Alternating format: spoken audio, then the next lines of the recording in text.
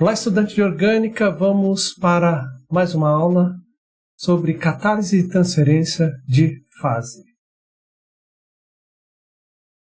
Essa aula nós vamos basear nesse artigo, Catálise e Transferência de Fase, da Angélica Maria Lucchesi e Liliane Marzorati, do Instituto de Química da Universidade de São Paulo. Tá? Então, é uma revisão sobre esse conteúdo bastante completo, mas vamos dar uma olhada geral e básica sobre ela. Vou deixar depois a referência do artigo, e aí você pode, depois, querendo, ler com bastante calma, porque é uma revisão bastante completa. Nós vamos dar uma ideia geral sobre o assunto. Então, introduzindo, a catálise e transferência de fase, ela é um método utilizado para provocar aceleração da reação entre substâncias que estão dissolvidas ou que constituem fases diferentes. Por isso, é uma catálise de transferência de fase. Há uma transferência, esse catalisador ele transfere a substância de uma fase para a outra fase. E aí, então, esse catalisador é chamado de agente transferidor. Então, o agente ou catalisador, ele forma um par iônico com a espécie química na fase aquosa ou sólida, e dessa forma ele é extraído para a fase orgânica, reagindo com o substrato ali presente. Tá? Do ponto de vista preparativo, apresenta várias vantagens em relação aos métodos clássicos. Por exemplo, a utilização de solventes sem a necessidade de tratamentos prévios para torná-los anídrios, ou seja, não precisa tornar o solvente seco, isso dá um trabalho, você tem que comprar o solvente, às vezes um pouquíssimo de umidade que tenha, pode prejudicar a reação, então tem que se fazer um tratamento anterior, então isso é muito interessante. O aumento da velocidade da reação, emprego de temperaturas menores, até porque a gente está falando em catalisador, e o catalisador tem essa propriedade de baixar a energia a energia livre, e aí então aumentar a velocidade e aí diminuir temperaturas também. E o uso de hidróxido de carbonatos alcalinos, em lugar de reagentes como hidretos, amidetos, alcóxidos, então são reagentes bastante sensíveis à água, então difíceis de trabalhar também. Então, nesse caso aqui, usar hidróxido de carbonatos alcalinos, super simples. E a simplicidade operacional, por todos os motivos anteriores. Bom, então, ela é utilizada como a técnica preparativa a partir da década de 60, por grupos independentes e pesquisadores. Brännström, na Suécia, Makoska, na Polônia, Starks, nos Estados Unidos. E aí, teve relatos anteriores, alguns relatos conhecidos, mas esses são os mais famosos. Desde o surgimento ali, houve um grande avanço na compreensão dos aspectos mecanísticos da aplicação dessa técnica aí, e para um grande espectro de reações. Então, muitas delas utilizadas para síntese de fármacos, perfumes, polímeros, outros produtos de interesse industrial. Então, a primeira proposta mecanística, do processo de transferência de fase foi a formulada por Starks. E numa CTF, então, o líquido-líquido. Então, aí está ali, o CTF líquido-líquido. Nesse caso aqui, com distribuição de catalisadores entre fases aquosa e orgânica. E aí, então, basicamente, o mecanismo proposto por Starks, na CTF líquido-líquido, é essa. Então, esse aqui é o nosso catalisador de transferência de fase. E aqui, esse é o nosso reagente. E minha preocupação, eu quero que esse aqui reaja com esse aqui. Então, seria o Rx reagir com NY. Então, só que tem um detalhe. Esse meu reagente, ele só dissolve em fase aquosa. E esse aqui só dissolve em fase orgânica. Ou seja, se eu mesmo que eu misture os dois ali, eles vão... Não vai haver reação, porque um só transita, vamos falar assim, né, dissolvido na fase aquosa, enquanto esse aqui só transita na fase orgânica. E aí entra o catalisador de fase, tá? Catalisador de fase. Nesse caso aqui, esse catalisador de transferência de fase, ele reage aqui, tá, com esse reagente aqui, formando, tá, o sódio não interessa, o que interessa para nós é o Y, que é a parte negativa, é o nosso nucleófilo. Então, eu quero reagir esse nucleófilo com esse eletrófilo. O X aqui pode considerar cloro, bromo, iodo. Tá? E percebe que o catalisador de transferência de fase também tem o X, então ele vai estar ligado a cloro, bromo e iodo. Alguma coisa assim. Tá? Uma probabilidade, vamos falar assim. Tá? Estão trabalhando assim. Nesse caso, ao reagir, o Q mais, ele transita, tá, da fase aquosa para a fase orgânica. Ele transita nas duas fases. E aí, então, ao reagir, ele transita para a fase orgânica num dado momento. Ele vai estar nas duas fases, tá? Mas ele também pode estar na fase orgânica. E ao chegar na fase orgânica, ele vai encontrar ali o reagente que me interessa. Então aqui você vai ter um ataque nucleofílico aqui, ó, em R, e X vai sair na forma, tá? Aqui então a gente tem um composto que só tem ligação covalente, tá? E aí, ocorrendo o ataque nucleofílico, X, ele sai como grupo de saída, ele sai na forma de um ânion. E aí ele passa a ser o contraíon do Q+. E aí nós temos o nosso produto, tá? Nós temos o nosso produto, e aí então Q mais X, ou seja, ele é o catalisador porque ele é restaurado, tá? Ele é modificado na reação, mas ele é restaurado de novo. Então, esse catalisador entra em quantidades pequenas, ele não é necessário entrar um equivalente dele, tá? Então, a pequena quantidade vai reagir aqui, vai chegar na fase aquosa, onde o seu contraíon vai funcionar como nucleófilo, reagindo com o eletrófilo. X sai na forma, tá? Sai na forma de ânion, e aí então ele passa a ser o contraíon aqui do catalisador de transferência de fase, que por sua vez volta para a fase aquosa e reage com um pouco mais uma quantidade do NaY, tá? E aí sucessivamente. Bom, então essa é a explicação mecanística de Starks. Bom, a necessidade de partição do catalisador entre duas fases, né, para que ocorresse o processo, ali então o catalisador está na fase orgânica ou na fase aquosa e depois vai para a fase orgânica, foi questionado por Brainstorm e Montanari, independentemente os dois, tá? Ou seja, um não conhecia o outro. Bom? E aí então eles proporam uma modificação, que aí é chamada modificação de Brainstorm-Montanari para um mecanismo extrativo, né? Essa ideia de retirar o nucleófilo de uma fase e levar para outra.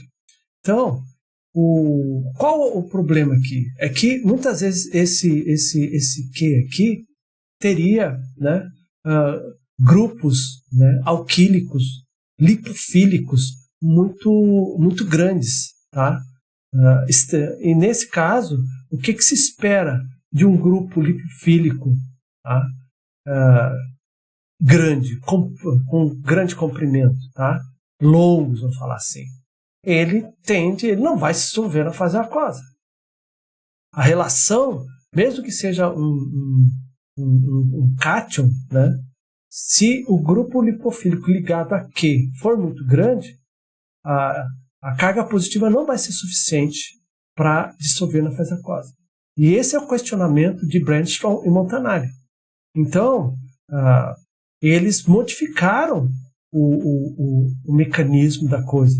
Então, na verdade, para eles, pela dificuldade, tá? Principalmente para cadeias lipofílicas longas, que está ligado a Q, que a gente vai ver depois, essas cadeias, dificilmente ela vai se dissolver na fase aquosa, vai estar na fase aquosa. Então, para eles, o mecanismo mais adequado, nesse caso, principalmente para o catalisador de transferência de fase, que tem cadeias longas e lipofílicas, seria ocorrer na interface, e não, tá? Tudo ocorreria na interface. Então, ele não estaria nem na fase aquosa, nem na fase, vamos dizer assim, seria na interface, estaria na fase orgânica e a interface, mas não na fase aquosa, tá? Nesse caso aqui, então, pela interface, então a gente teria aqui o quê?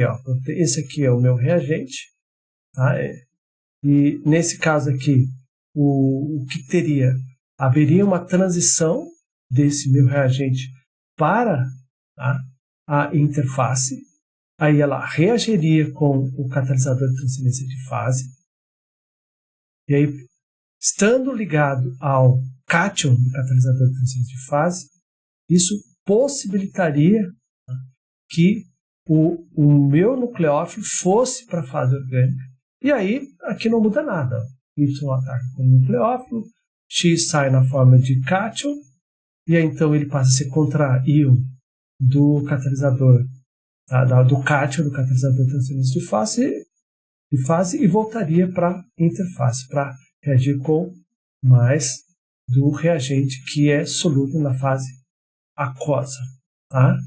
E, inclusive aqui, então, a formação aqui, de MX-, também viria para a fase aquosa. Esse aqui viria para a fase aquosa, mas estaria em equilíbrio, assim como esse aqui estaria em equilíbrio, mas equilíbrio pela interface. Então, essa é a modificação de Brainstorm e Montanari, tá? De maneira geral, os mecanismos ali da CTF-LL, né, catalisador de transferência de fase líquido-líquido, né, em meio neutro, ela pode ser aplicada a reações de presença de bases como hidróxido de metais alcalinos, tá? Reações de ácidos com pK inferior a 22 poderiam ocorrer através de mecanismos análogos ao propostos para o meio neutro. Ácidos relativamente fortes, como acetil-acetona, eles se dissolvem, né, em soluções aquosas de NaOH, e o carbônio ou enolato formado ali pode ser extraído pelo K2Q+, para a fase orgânica. Entretanto, ácidos orgânicos mais fracos, com pK de 22 a 25, são ácidos bem fracos, tá? Como a fenilacetonitrila, a Makovska sugeriu um mecanismo interfacial, então um outro mecanismo. E aí, como é que é esse mecanismo? Então, a gente vai ter aqui a fase aquosa, né, com hidróxido de sódio, tá? Ele vai estar também, então o Makovska continuou com a ideia da interface, tá? E aí nessa interface, o nosso reagente, aqui, por exemplo, representado por um alcano, tá? Ele estaria na interface, e aí então haveria a captura, uma reação ácido-base, a captura desse hidrogênio, formando um carbônio, tá? E esse carbônio, ele seria aqui, como arrastado ali, levado, tá, para a fase orgânica pelo catalisador de transferência de fase. E aí, então, o carbônio funcionaria como um nucleófilo, tá? Y sairia como grupo de saída, passando a ser o contraíon do catalisador de transferência de fase, e aí nós teríamos aí o nosso produto formado, tá? E aqui, inclusive, também, esses dois também podem ir para a fase aquosa, tá? Ele entende que ir para a fase aquosa. Vou dizer assim, um mecanismo um pouquinho ousado, né? Porque, nossa, tá? Essa aqui, por exemplo, o equilíbrio, ele, na verdade, ele não é favorecido, esse equilíbrio, tá? Ele é, na verdade, bem desfavorecido, esse equilíbrio. Então, é algo para se estudar com mais profundidade, né? O pKa desse hidrogênio é 50. A retirada dele por hidróxido é bem precária, tá? Mas aí o mecanismo, lembra, o mecanismo é uma forma de explicar, né, uma reação, mas se alguém tiver um mecanismo melhor, ele pode ser trocado, sem problema algum. Tá? Aqui a gente já vê alguns probleminhas desse mecanismo. É uma base forte, mas ela não é tão forte. Teria que ser uma base muito mais forte. Na verdade, é muito complicado tirar esse hidrogênio daí. Tá? Então, mas está aí o mecanismo de Markovska. Além da catálise de transferência de fase líquido-líquido, né, também tem a catálise de transferência de fase sólido-líquido e a catálise de transferência de fase gás-líquido. Bom? Então, a sólido-líquido, a reação de um reagente aniônico em fase sólida com outro dissolvido na fase orgânica, por exemplo. Tá? Então, o ciclo catalítico é de maneira análoga a CTF líquido-líquido e compreende o seguinte passo: o transporte do ânion reagente da fase sólida para a orgânica pelo catalisador, a reação do ânion com o reagente da fase orgânica, o transporte do ânion resultante para a fase sólida via a formação de par iônico com o cátion do catalisador. Tá? Esse a gente não vai entrar muito fundo, vou ficar mais com a catálise de transferência de fase líquido-líquido. E a catálise de transferência gás-líquido foi desenvolvida por Tundo e colaboradores e nesse processo de fluxo contínuo. Então, reagentes gasosos passam sobre catalisador de transferência de fase suportados por uma matriz sólida. Tá? O Starks classifica os catalisadores de transferência de fase de acordo com a solubilidade no meio racional. Então, aqui a gente tem os catalisadores solúveis, então solúveis no meio orgânico, então sais de ônio, que nitrogênio, fósforo, arsênio, enxofre, éteres coroas e criptanos, a gente vai ver já o que são moléculas de criptanos, e polímeros solúveis. Tá? Então, sais de ônio são sais que têm metais com a carga, né, a carga alta. Tá? Os solúveis no meio aquoso são os catalisadores para CTF inversa. Se o catalisador de transferência de fase é líquido-líquido, tá, ele retirar, né, o reagente do aquoso para o orgânico, o de CTF inversa é do orgânico para o aquoso. Então, e tem os catalisadores insolúveis, né, ligado à matriz polimérica, ligado a um sólido inorgânico e líquido presente uma terceira fase líquida que não é solúvel nem no orgânico e nem no aquoso. Tá? Os sais de amônios quaternários são os catalisadores mais utilizados e muitos disponíveis comercialmente. Então, tem o cloreto de metil, triooctilamônio, que comercialmente é chamado de aliquat 336. Tem o cloreto de metil trialquil, e tem a grupo alquila de C8 a C10, amônio, adogênio, tá? 464. O cloreto ou brometo de benzil tritilamônio, TEBA, ou TEBA-BR, inclusive tem um estudo bem legal utilizando TEBA, que é para produção de combustível, tá? Biodiesel, hidrogênio sulfato, hidróxido e aletos de tetraenibutilamônio, hidróxido de benzil trimetilamônio, triton B, etc. Tá? Os sais quaternários de fosfônio também podem ser utilizados, eles apresentam vantagem, tá? Eles são termicamente estáveis, mais estáveis que os sais de amônio. Claro que colaboradores utilizaram sais de tetrafenilfosfônio para catalisar a substituição do grupo nitro do 2-cloro 1,4 do metilbenzeno, levando a 2-cloro 1-fluoro 4-nitro-benzeno. E outros sais de ônio também têm sido testados como catalisadores, como por exemplo tetraetil arsônio, o tributil sulfônio e trifenilselenônio. Tá? Então, a utilização aqui também de poliéteres macrocíclicos, então éteres coroas e criptanos, como catalisadores CTF, está baseada na sua capacidade de complexação específica de ânion. Então, permite aí a solubilização de sais orgânicos e inorgânicos de metais alcalinos com solventes orgânicos apolares.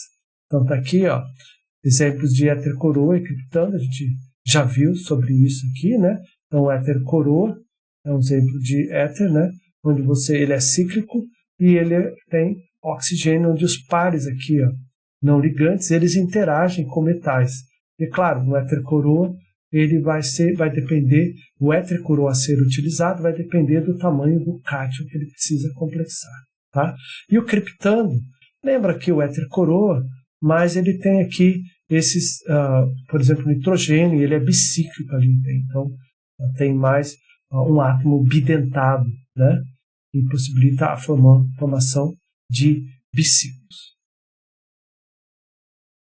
O primeiro relato ao emprego dessas estruturas foi por Durst, em 1974. Então, na reação de substituição de brometo de acetato, ele utilizou como catalisador o éter de ciclohexil 18 coroa 6. Então, está aqui, ó, nessa reação aqui, então a gente tem aqui, ó, um dibrometo, né? Um dibrometo, nesse caso aqui, com o anel benzênico ali, o bromo impara, e temos aqui, tá, esse sal. Esse aqui só dissolve em água, e esse aqui só dissolve em meio orgânico. Então eles não se encontrariam, tá? Então utilizando ou acetonitrila ou benzeno, tá? E aí na presença do éter coroa, o que o éter coroa faz? Nesse caso, só usa o solvente orgânico. E o éter coroa, ele complexa aqui, ó, o potássio. No caso, 18 coroa 6. Tá? E aí, ao complexar o potássio, ele é solúvel em solvente orgânico. Então, acaba o carboxilato passando a ser solúvel, porque ele é o contraíon. Tá? Ele é o contraíon desse que está dissolvido no éter coroa. Então, ele possibilita, nesse caso não vai ter duas fases, mas vai ter a inserção de um composto que não se dissolve numa fase, passar a dissolver nessa fase. É o que o éter coroa faz. Tá? Então olha o rendimento de 92% a 98%. Excelente. Esse aqui praticamente fica, vamos dizer assim, livre no meio, porque ele não é nem solvatado, não está dissolvido, ele está acompanhando o seu contraíon, que é o cátion. Então ele fica livre para atacar. Altíssimo rendimento para uma reação orgânica. Muito interessante. Está aqui, ó, o diciclohexil 18 coroa 6. Tá? Essa é a estrutura dele. Se dissolve plenamente em meio orgânico. Tá? Entre os catalisadores poliméricos solúveis, tá, em meio orgânico, ó, também estão os poliéteres de cadeia aberta ou podâmios. Então, eles reagem similarmente, em termos similares, eles atuam, né, de forma similar aos éteres coroas, e ele é mais econômico e sinteticamente mais acessível. Tá? Então esses poliésteres têm sido usados como catalisador desde a metade dos anos 70. Tá? E abrange a estrutura como polietileno-glicóis, chamado de PEGs, e polipodandos e derivados. Então está aqui, ó. Então aqui os polietilenos-glicóis, tá? Aqui outro polietileno-glicol aqui, e o polipodando, você percebe aqui que aí é uma estrutura bem especial, aqui é um anel benzênico, parece com diversos braços, né? Bem interessante aqui, com oxigênio ali, né? Então esses seriam os polipodandos, tá? Então eles são derivados hidroxilados ali, ó, do tris-3,6-dioxetilamina, o TDA1 aqui, ó. O processo que tem merecido atenção, ó, nos anos mais recentes é a CTF inversa. Tá? Então ela implica na transferência dos reagentes da fase orgânica para a fase aquosa, onde a reação ocorre. Por isso inversa. Então, substâncias como ciclodestrinas, complexos de metais de transição, piridinas, hemióxidos, eles são utilizados como catalisadores de transferência de fase inversa. Os catalisadores solúveis foram desenvolvidos para facilitar a remoção do meio racional, aí sendo a estrutura responsável pela ação catalítica pode ser ligada a uma resina insolúvel, então, como polímeros derivados de estireno e de vinilbenzeno. Então, aí um sólido, ele é um sólido inorgânico insolúvel, há um sólido inorgânico insolúvel, alumina, sílica, e pode ser mantido aí em uma terceira camada líquida insolúvel, tá? E aí provocada pelo uso de um catalisador de baixa solubilidade nas fases tanto orgânica como aquosa, que vai ser a terceira camada. Tá? Então, a procura aqui de novos agentes transferidores é um dos campos de investigação de catálise e transferência de fase. Muitas estruturas têm sido propostas para atuar como tal, tá? E até o momento, sais de amônio quaternários e aminas, eles podem ser convertidos facilmente nesses sais. E aí, então, ainda são os catalisadores mais utilizados. Tá? Então, vamos falar um pouco sobre os sais de amônio quaternário e análogos. Então, as primeiras ali, que foram empregadas como catalisadores de transferência de fase, foram os sais de tetraalquilamônio. Então, o McCoskal publicou uma série de artigos na década de 60 que demonstrava a influência dos catalisadores cloreto e benzil trietilamônio nas reações de alquilação de indênio, vinilização e nitroarilação de acetonitrilas e na geração de diclorocarbenos. Tá? Praticamente paralelo, a Stark estudou o envolvimento que envolve a transferência de ânions no sistema bifásico, tá? Na presença de sais de amônio e fosfônio. Então, o aliquate 336 e brometo de hexadecil tributilfosfônio. A ação catalítica desses sais ali atuando como agentes transferidores de fase nas reações de substituição nucleofílica de haleto de alqueno, de cloro, ciclopropanação e oxidação de alcenos, hidrólise de estéreis, deuteração e redução de cetonas. Levou a Starks a denominar a nova metodologia preparativa de catálise e transferência de fase. Foi ele que cunhou, né, essa definição, catálise e transferência de fase. Em 1975, Harrier e Picker, né, eles compararam a atividade de 23 catalisadores na reação de um bromoctano com tiofenóxido no sistema bifásico benzeno e água. O exame da velocidade relativa levou a algumas conclusões relacionadas à importância da estrutura dos sais de quaternário. Então aqui a gente tem essa estrutura, né? E aí nesse caso, a partir de alguns exemplos reunidos ali, né, foi possível verificar o quê?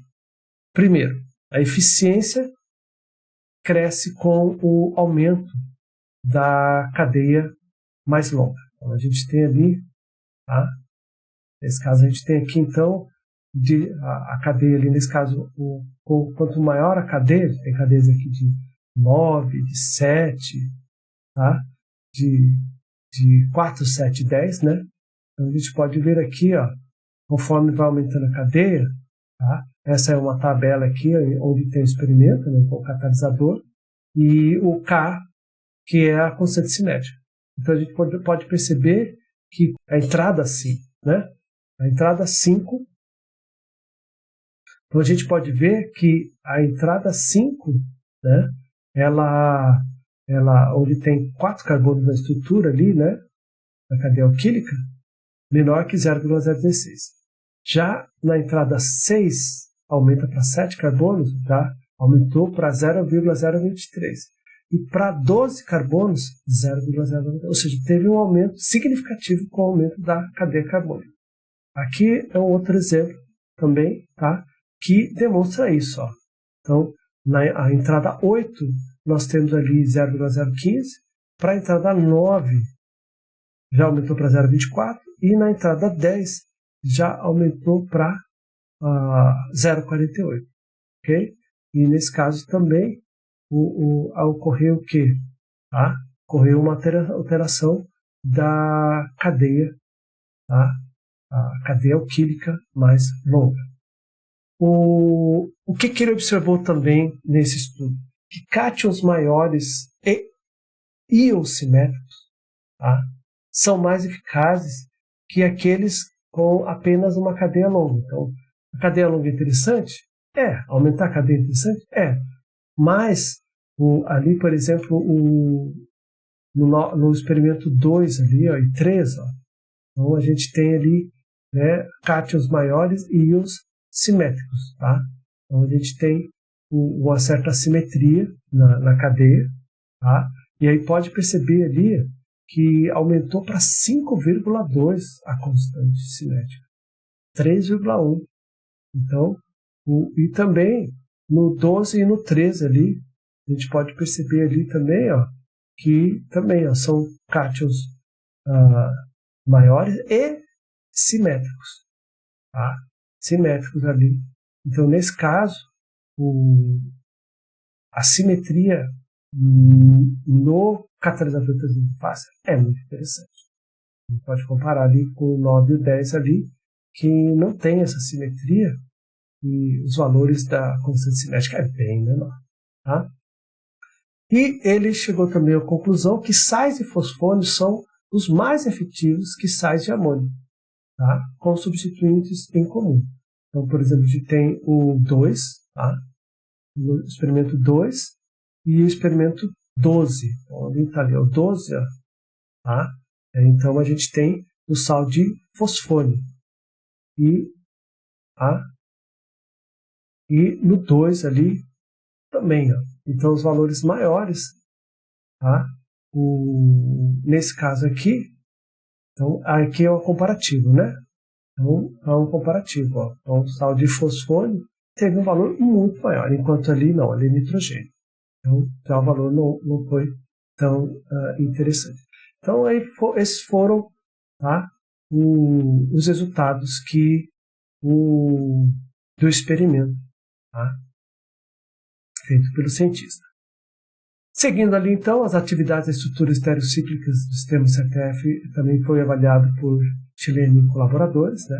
Eles prepararam polímeros derivados de peridina para emprego como catalisador da reação de etilação de fenilacetonitrina em sistema bifásico, orgânico básico, né?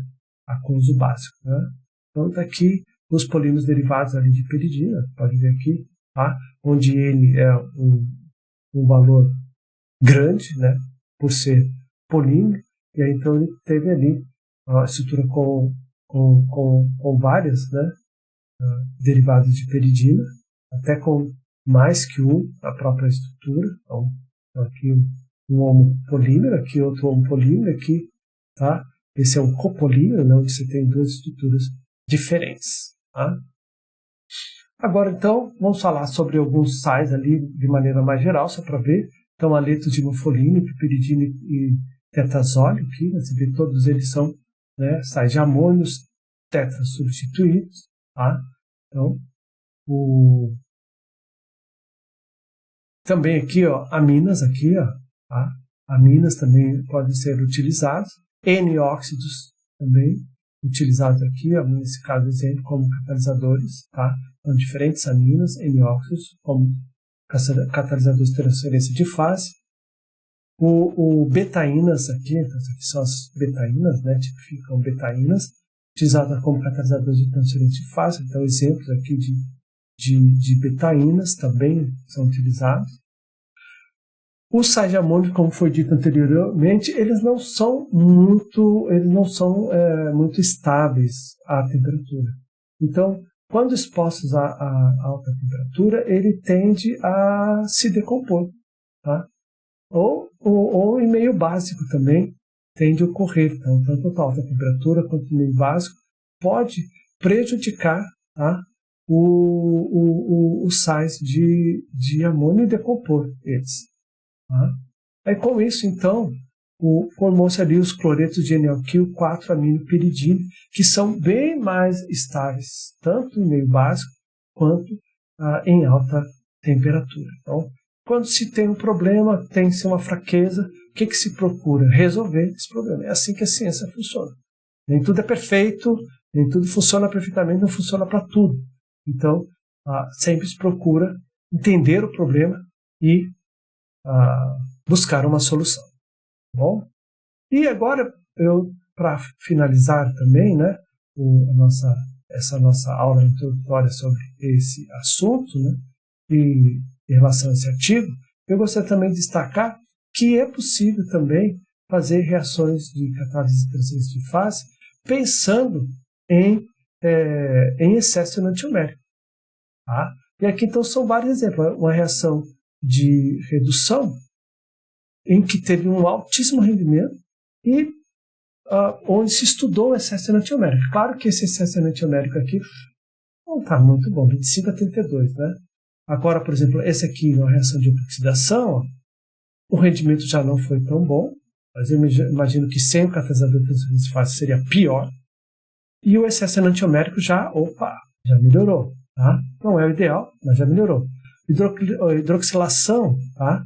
Então, introduziu o hidróxido aqui, ó, várias reações, tá? Então, altíssimos rendimentos e já um excesso enantiomérico, aí, dependendo da estrutura, teve de 56% a 77%. Tá? Melhorou, mais interessante. Uma reação de alquilação, tá? Estudos de alquilação. Nesse caso aqui, ó, olha o excesso enantiomérico, 92%. E o rendimento, 99%. Extremamente interessante aqui. Tá? E aqui já caiu um pouco o rendimento, mas caiu bastante a parte do excesso enantiomérico. Adição de Michael, tá? Essa é uma reação bem específica. O excesso enantiomérico foi bem ruim, estudado especificamente isso, mas é aquele negócio, resultado negativo também é resultado, apesar do rendimento ter sido excepcional. E a introdução da aziridina, tá? A aziridinação, e aí então já teve assim, ó, dependendo, né, do substituinte, teve rendimento de 23% a 79%, e excesso enantiomérico também moderado, até fraco, 36% a 55%. Tá? Aqui o interessante é o modelo proposto associado catalisador receptor de Michael, aqui, ó, só para mostrar que quando você... essa é uma área muito interessante da química chamada de catálise assimétrica, em que o químico ele pensa num catalisador que ele vai bloquear uma face da molécula, e ao bloquear essa face da molécula, só a outra face pode, por exemplo, reagir. E aí, ao bloquear, claro, nem sempre consegue bloquear 100%, mas ao bloquear e dificultar a entrada do reagente naquela fase, por exemplo, do pirófilo naquela face, então a outra face fica livre e aí ocorre o excesso enantiomérico. Aqui, por exemplo, o que a gente tem? Ó, a interação aqui, ó, pp, entre esses anéis aromáticos, essa interação pp entre esse anel aromático, e aqui, ó, uma ligação de hidrogênio com o par de elétrons, tá, não ligantes, tá, do oxigênio. Então, no final das contas, acaba bloqueando aí, tá, fazendo com que o reagente precise entrar, atacar por outra face, porque aqui há um impedimento estéril. Então, essa é a ideia do catalisador. Quem trabalha com catálise assimétrica, tá, que isso é chamado de catálise assimétrica, ele tem que pensar assim, como é que eu vou bloquear? Quais interações que eu posso utilizar? Então, ele vai modulando a molécula de maneira tal que se consiga esse bloqueio de uma das faces ou de um dos sítios, uma das faces do sítio reativo, para, ao invés de ter uma mistura racêmica, favorecer o chamado excesso enantiomérico. Tá?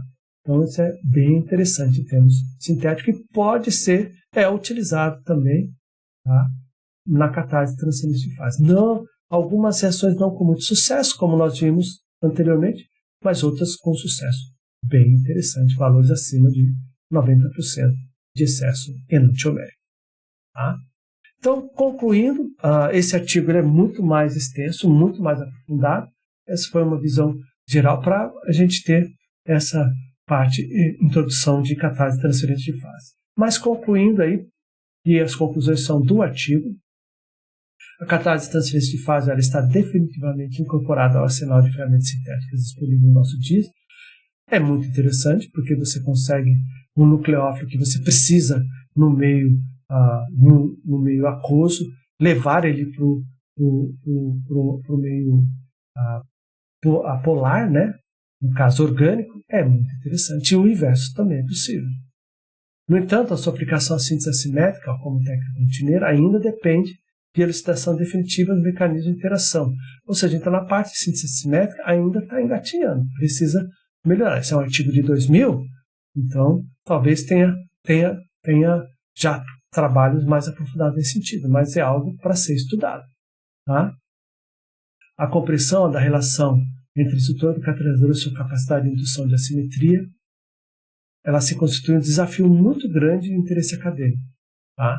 E, certamente, trará frutos importantes para o desenvolvimento da ciência orgânica e para quem estuda nessa área.